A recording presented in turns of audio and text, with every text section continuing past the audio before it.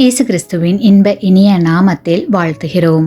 இன்றைய வேத வசனம், ஒன்றையும் வாதினாலாவது வீண் பெருமையினாலாவது செய்யாமல் மனத்தாழ்மையினாலே ஒருவரை ஒருவர் தங்களிலும் மேன்மையானவர்களாக எண்ண கடவீர்கள். பிலிப்பியர் 2 அதிகாரம் 3 Today's Bible verse.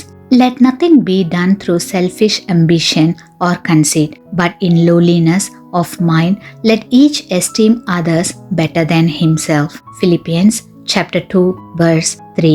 தாழ்மை என்பது மனநிலையின் வெளிப்பாடாக இருக்க வேண்டும். தாழ்மை, எளிமை என்பவைகள் வெளிப்புற காட்சியாக மட்டுமின்றி உண்மையான மனநிலையாக இருக்க வேண்டும். அவ்வாறு இருந்தால் பிறருடைய வாழ்க்கையை தன் வாழ்க்கையோடு ஒப்பிட்டு பார்த்து அவர்களை இழிவாகவும் தன்னை உயர்வாகவும் கருதக்கூடாது.